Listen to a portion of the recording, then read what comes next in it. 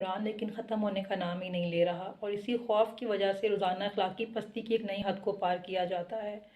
پہلے عمران خان پر بے شمار جھوٹے مقدمات بنائے گئے اور پھر غیر قانونی طور پر عمران خان کو گرفتار کیا گیا۔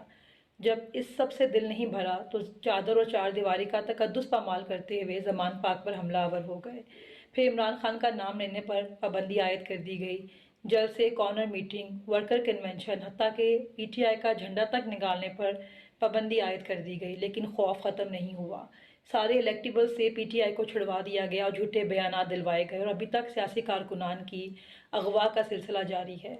اور پھر کل ایک اور اخلاقی گراوٹ کی حد پار کرتے ہوئے خان کی باپردہ بیوی کے اوپر الزام لگا دیا گیا۔ کیا یہ سب کرنے سے آپ لوگوں کے دلوں سے عمران خان کی عزت کو یا محبت کو ختم کر سکتے ہیں؟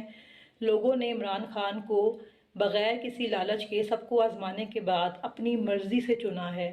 اس طرح کی حرکتوں سے خان کی عزت میں کوئی کمی نہیں آ رہی۔ چاند پر تھوکنے سے چاند کو کوئی فرق نہیں پڑتا، تھوک اپنے منہ پر واپس آتا ہے، یہ بات کو یاد رکھیں۔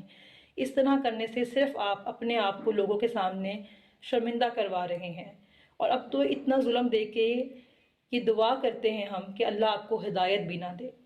اور میری تمام پاکستانیوں سے گزارش ہے، چاہے وہ پاکستان میں رہتے ہیں یا پاکستان سے باہر رہتے ہیں، چاہے جتنا بھی جھوٹ پھیلایا جائے، جتنی بھی مایوسی پھیلائی جائے، لیکن آپ نے 8 فروری کو اپنے حق کے لیے ضرور نکلنا ہے۔ لوگوں کو ووٹ دینے کے لیے تیار کریں۔ 8 فروری احتساب کا دن ہے، یہ آپ کا فرض ہے اور عمران خان کا اس قوم پر قرض ہے جو آپ نے 8 فروری کو ووٹ کی صورت میں واپس کرنا ہے۔ ہمارے لیڈر نے ہمارے لیے جتنی تکلیفیں، بہتان برداشت کیے ہیں، اس کا جواب عوام 8 فروری کو اپنے ووٹ سے دے گی۔ اپنی ووٹ کی طاقت سے خان کو واپس لے کر آئیں۔